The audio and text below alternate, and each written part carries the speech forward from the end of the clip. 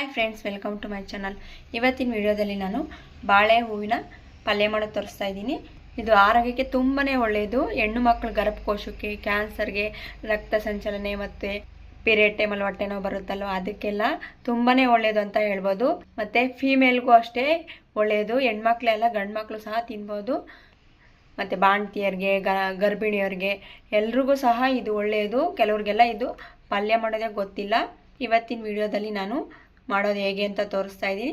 ಮೊದಲಿಗೆ ಯಾರ್ಯಾರೆಲ್ಲ ವಿಡಿಯೋ ನೋಡ್ತಾ ಇದ್ದೀರೋ ನನ್ನ ಚಾನಲ್ ಮಿಸ್ ಮಾಡಿದ್ರೆ ಸಬ್ಸ್ಕ್ರೈಬ್ ಮಾಡ್ಕೊಳ್ಳಿ. ಎಲ್ಲ ವಿಡಿಯೋಸು ನೋಡ್ಬೋದು. ಬನ್ನಿ ಹೇಗೆ ಮಾಡೋದು ಅಂತ ನೋಡೋಣ. ಇಲ್ಲಿ ಒಂದು ಕುಕ್ಕರ್ಗೆ ಹೆಸರು ಕಾಳು ಸೇರಿಸ್ತಾ ಇದ್ದೀನಿ. ಇದನ್ನು ತೊಳ್ಕೊಬೇಕು. 1 ಕಪ್ ಆಗೋಷ್ಟು ಸೇರಿಸ್ಕೊತಾ ಇದ್ದೀನಿ. 1 ಕಪ್ಪು ಹೆಸರು ಕಾಳಿಗೆ 2 ಕಪ್ ಆಗೋಷ್ಟು ನೀರು ಸೇರಿಸ್ಕೊಂಡಿದ್ದೀನಿ. ರುಚಿಗೆ ತಕ್ಕಷ್ಟು ಉಪ್ಪು ಸೇರಿಸಿ 2 ವಿಸಲ್ ಕೂಗಿಸ್ಕೋಬೇಕು. ನಾನಿಲ್ಲಿ ಬಾಳೆ ಹೂವು ತೊಗೊಂಡಿದ್ದೀನಿ. ನಾನಿಲ್ಲಿ 1 ಬಾಳೆ ಹೂವು ತೊಗೊಂಡಿದ್ದೀನಿ. ಇದನ್ನು ಈಗ ಬಿಡಿಸ್ಕೋಬೇಕು. ಈ ರೀತಿ ಬಿಡಿಸಿ ಇದು ಮಾತ್ರ ತೊಗೋಬೇಕು. ಹೂವನ ಈ ರೀತಿ ಬಿಡಿಸ್ಕೊಂಡು ಹೂವನ ತೆಗೆದು ಎಲ್ಲ ಸೈಡ್ ಇಟ್ಕೋಬೇಕು. ಎಲ್ಲನೂ ಇದೇ ರೀತಿ ಎಲ್ಲನೂ ತೆಗೆದು ಸೈಡಿಗೆ ಇಟ್ಕೋಬೇಕು. ಈ ರೀತಿ ಇದರಲ್ಲಿ ಸ್ವಲ್ಪ ಕೈ ಎಲ್ಲ ಕಪ್ಪು ಬೇಗ ಆಗಿಬಿಡುತ್ತೆ. ನೀವು ಬೇಕಾದರೆ ಎಣ್ಣೆ ಉಜ್ಕೊಂಡು ನಂತರ ಬೇಕಾದರೆ ಇದನ್ನ ಬಿಡಿಸ್ಕೋಬೋದು. ನೋಡಿ, ನಾನೆಲ್ಲ ಬಿಡಿಸಿದ್ದೀನಿ.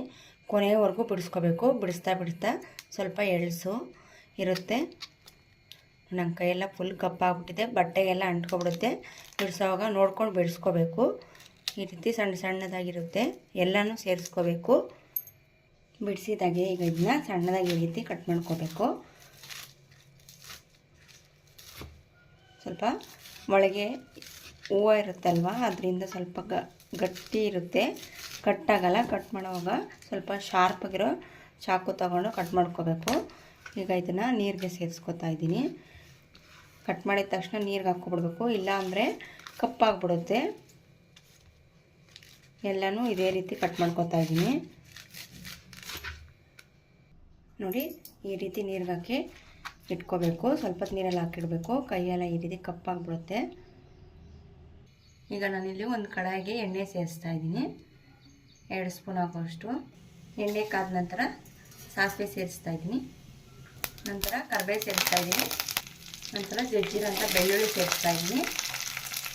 ಈಗ ಚೆನ್ನಾಗಿ ಫ್ರೈ ಮಾಡ್ಕೋಬೇಕು. ನಾನು ಖಾರಕ್ಕೆ ಒಣಮೆಣಸಿನಕಾಯಿ ಸೇರಿಸ್ಕೊತಾ ಇದ್ದೀನಿ. 4 ರಿಂದ 5 ಆಗೋಷ್ಟು. ಇದು ಸಹ ಚೆನ್ನಾಗಿ ಫ್ರೈ ಮಾಡ್ಕೋಬೇಕು. ನಂತರ ರುಚಿಗೆ ಅಂತ 1 ಬೆಳಗ್ಗೆ ಮೆಣಸಿನಕಾಯಿ ಸೇರಿಸ್ಕೊತಾ ಇದ್ದೀನಿ. 2 ಸಣ್ಣ ಕಟ್ ಮಾಡಿರೋಂಥ ಈರುಳ್ಳಿ ಸೇರಿಸ್ತಾ ಇದ್ದೀನಿ. ಇದು ಈರುಳ್ಳಿನ ಗೋಲ್ಡನ್ ಕಲರ್ ಬರೋವರೆಗೂ ಫ್ರೈ ಮಾಡ್ಕೋಬೇಕು. ರುಚಿಗೆ ತಕ್ಕಷ್ಟು ಉಪ್ಪು ಸೇರಿಸ್ತಾ ಇದ್ದೀನಿ. ನೋಡಿ, ಕಟ್ ಮಾಡಿರೋ ಹೂವು ಎಲ್ಲನೂ ನೀರೆಲ್ಲ ಕಪ್ಪಾಗ್ಬಿಟ್ಟಿದೆ. ಅದಕ್ಕೆ ನೀರಲ್ಲೇ ಸೇರಿಸ್ಕೋಬೇಕು. ಹಾಗೆ ಇಟ್ಟರೆ ಫುಲ್ಲು ಕಪ್ಪಾಗ್ಬಿಡುತ್ತೆ. ಈಗ ಕಟ್ ಮಾಡಿರೋಂಥ ಬಾಳೆ ಹೂವು ಸೇರಿಸ್ಕೊತಾ ಇದ್ದೀನಿ. ನೀರೆಲ್ಲ ಬಿಟ್ಟು ಹಿಂಡ್ಕೊಂಡು ಸೇರಿಸ್ಕೋಬೇಕು. ನೋಡಿ, ಈಗ ಇದನ್ನು ಎಣ್ಣೆಯಲ್ಲಿ ಚೆನ್ನಾಗಿ ಫ್ರೈ ಮಾಡ್ಕೋಬೇಕು. ಹಸಿ ವಾಸನೆ ಹೋಗೋವರೆಗೂ ಚೆನ್ನಾಗಿ ಫ್ರೈ ಮಾಡಬೇಕು.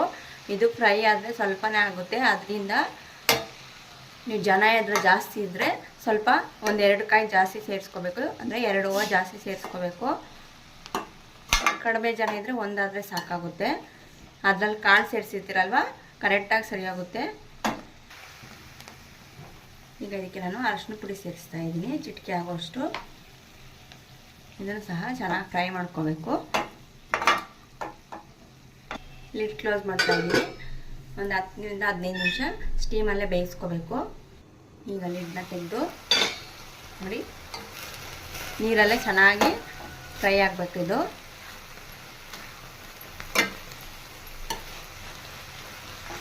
ನಾನಿಲ್ಲಿ ಸ್ವಲ್ಪ ಅಚ್ಚಕಾರದ ಪುಡಿ ಸೇರಿಸ್ತಾ ಇದ್ದೀನಿ. ಅರ್ಧ ಸ್ಪೂನ್ ಆಗೋಷ್ಟು ಅಚ್ಚಕಾರದ ಪುಡಿ.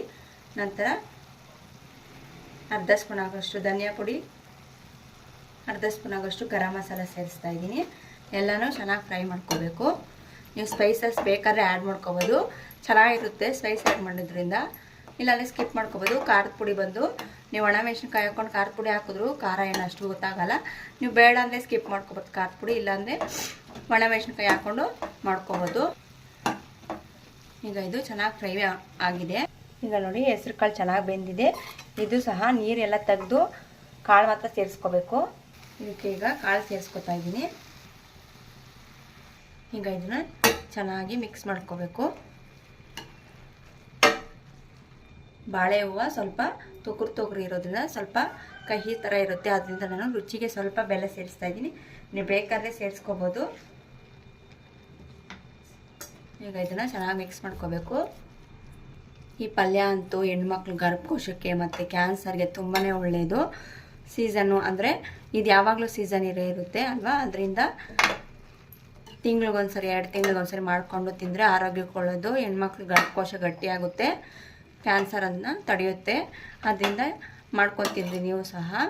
ಈಗ ಇದು ರೆಡಿಯಾಗಿದೆ. ಕೊನೆಯದಾಗಿ ತುರಿದಿರೋಂಥ ತೆಂಗಿನಕಾಯಿ ತುರಿ ಸೇರಿಸ್ತಾ ಇದ್ದೀನಿ. ಈಗ ಇದನ್ನು ಚೆನ್ನಾಗಿ ಮಿಕ್ಸ್ ಮಾಡ್ಕೋಬೇಕು. ಚಪಾತಿ ಮತ್ತು ರೊಟ್ಟಿಗೆ ತುಂಬ ಚೆನ್ನಾಗಿರುತ್ತೆ. ಸೈಡ್ ಡಿಶಾಗೂ ತಿನ್ಬೋದು. ನೀವು ಆರೋಗ್ಯ ನೋಡಬೇಕು ಅಂದರೆ ನೀವು ಪಲ್ಯ ಮಾಡ್ಕೊಂಡು ತಿಂದರೂ ಸಾಕು, ಅಷ್ಟು ಒಳ್ಳೆಯದು. ಇದಂತೂ ಕೆಲವರಿಗೆಲ್ಲ ಗೊತ್ತೇ ಇರಲ್ಲ. ಈಗ ಇದು ರೆಡಿ ಆಗಿದೆ. ಚಪಾತಿ ಜೊತೆ ಸರ್ವ್ ಮಾಡ್ತೀನಿ. ರೆಡಿಯಾಗಿದೆ. ನೀವು ಸಹ ಟ್ರೈ ಮಾಡಿ. ಹಾಗೆ ನೀವು ಹೇಗೆ ಮಾಡಿದ್ದೀರಾ ಅಂತ ಕಮೆಂಟ್ ಮೂಲಕ ತಿಳಿಸಿ. ಫಸ್ಟ್ ಟೈಮ್ ಯಾರ್ಯಾರೆಲ್ಲ ವಿಡಿಯೋ ನೋಡ್ತಾ ಇದ್ರು ನನ್ನ ಚಾನಲ್ನ ಸಬ್ಸ್ಕ್ರೈಬ್ ಮಾಡ್ಕೊಳ್ಳಿ. ಸಪೋರ್ಟ್ ಮಾಡೋದನ್ನು ಮರಿಬೇಡಿ. Thank you for watching. Bye. ನಾನು ಇದರ ಬಗ್ಗೆ ಹೆಚ್ಚಾಗಿ ಡಿಸ್ಕ್ರಿಪ್ಷನಲ್ಲಿ ಕೊಟ್ಟಿರ್ತೀನಿ. ಇನ್ನಷ್ಟು ಮಾಹಿತಿ ನೋಡಬೇಕು ಅಂದರೆ ಡಿಸ್ಕ್ರಿಪ್ಷನ್ನ ಚೆಕ್ ಮಾಡಿ. ಹಾಗೆ ನನ್ನ ಚಾನಲ್ನ ಮಿಸ್ ಮಾಡಿದ್ರೆ ಸಬ್ಸ್ಕ್ರೈಬ್ ಮಾಡ್ಕೊಳ್ಳಿ. Thank you for watching. Bye.